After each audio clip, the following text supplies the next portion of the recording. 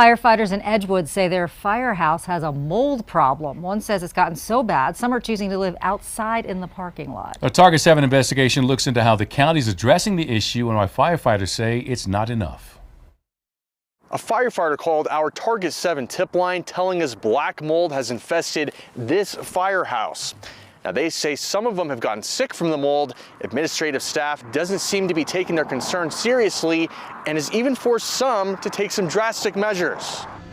Firefighters in Edgewood are saying there's no fun in this fungi problem. Target 7 was shown pictures by a firefighter saying it shows black mold growing around a vent in the ceiling of their firehouse. The firefighter, who wishes to stay anonymous due to fears of retaliation, said administrative staff told them the mold levels are permissible and are not concerning. Some of the first responders living in the firehouse brought in their own petri dishes to test the mold and showed pictures of the ensuing growth to Target 7. Well, mold is everywhere, and it's throughout the air. It's in this building, it's in this room. Dr. Michelle Harkins is a pulmonologist at UNMH. She told Target 7 mold exposure can be problematic for those who have weak immune systems and those with pre-existing conditions like asthma. So it depends on your amount of exposure and the density of the mold that you're exposed to, but many times it can occur when you're going into a building and you smell that smell, or you have an exposure. You may have quick response, but over a long period of time you may develop more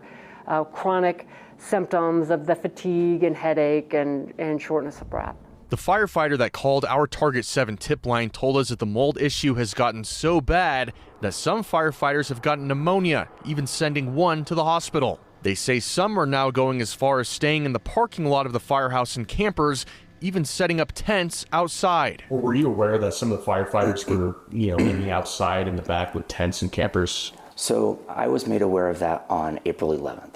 That's when I found out about that. That was right before the contracted work started to mitigate that mold. Santa Fe County Fire Chief Jacob Black told Target 7 that the county is dedicated to the health and safety of the firefighters. As soon as we found out that there was presence of mold at the station, we did take prompt action. While he and Santa Fe County could not confirm nor deny if any firefighters had gotten sick, he said concerns were first brought to his attention last December, tested for in January, and confirmed positive on February 6th. Now, that most of the mold that was found was primarily in areas outside of the living quarters.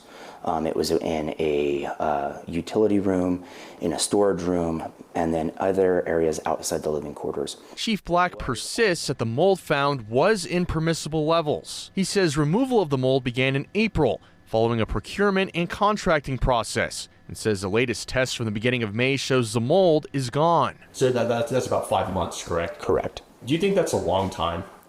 So, great question. I think that timeliness is something to look at, right? When we do look at that process, I believe that the county has worked diligently within the bounds of procurement process, within contractor availability, to find a resolution quickly and promptly. Now, with that being said, I think that there's always times that we can look at a process and identify ways that we can improve and make things happen quicker. After Target 7 spoke with the county, we asked the firefighter if anything has changed since calling our tip line. We not heard back at the time of this report. For Target 7, I'm Jason McNabb.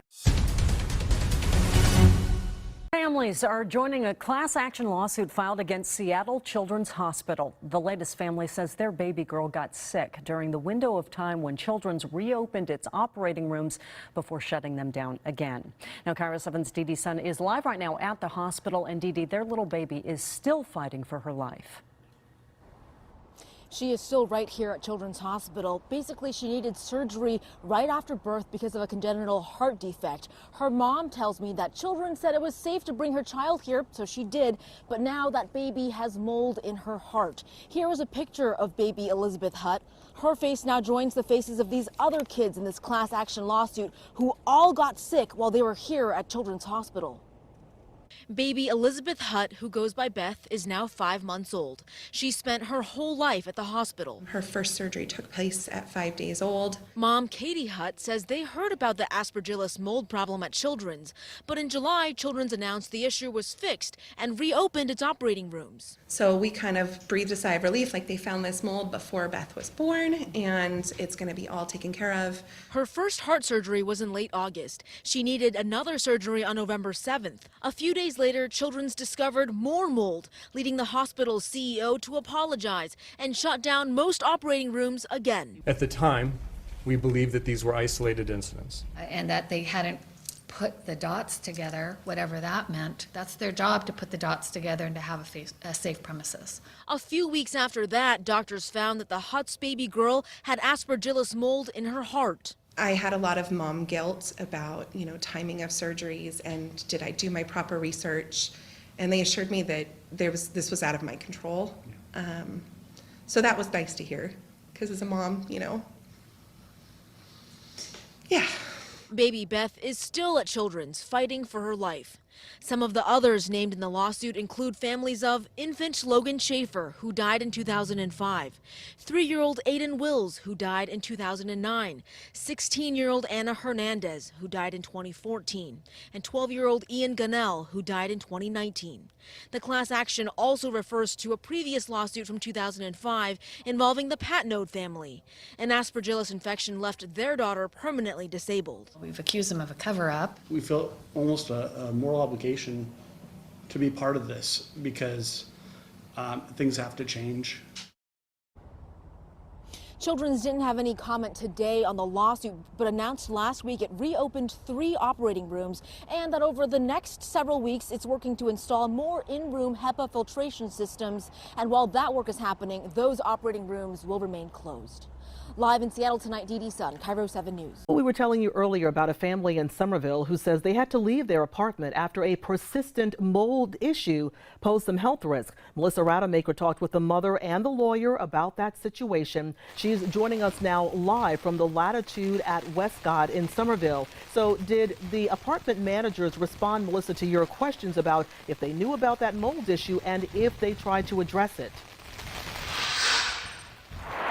No, Anna, as I was trying to say earlier before the rain might have interrupted us, no, I did reach out to the apartment complex, though. I gave them a few calls between yesterday and today. I spoke with some people, I left my information, but today they let me know management won't be commenting on the situation or answering those specific questions right now. But Brianna McCullough says her family moved into here at the Latitude at Westcott in the fall. They noticed mold on the vent nearly 1 week in and sent an email to management asking for it to be removed. That was all in October.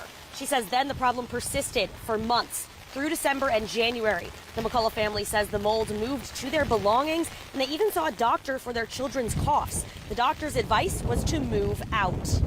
My anxiety was just through the roof every day being in that apartment because I was seeing it more and more, and I was just knowing that our health was gonna just continue to deteriorate as long as we were there. As long as you send that written notice, there is a remedy for tenants where they can legally break the lease and should not be charged a lease break fee, even if their lease mentions it, because the landlord is failing in their obligation under the law, so that's the tenant's remedy.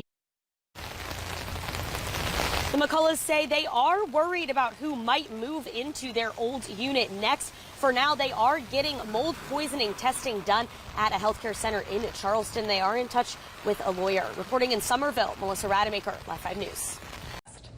Lucy, thank you. New at 10. It's a story we first brought to you in April. Black mold, bugs, and faulty pipes at Emory Gardens apartment complex. Some residents say they still have not seen changes. Craig Andrus has been following this story and tonight learned what some city leaders are doing to get it fixed. That's right. You know, this is the second time I've been out to Emory Garden Apartments in South Wichita recently, and residents today, some of them tell me they're still dealing with health issues because of black mold, they say, that hasn't all been removed. I also talked to one city council member out to change city code to get something done.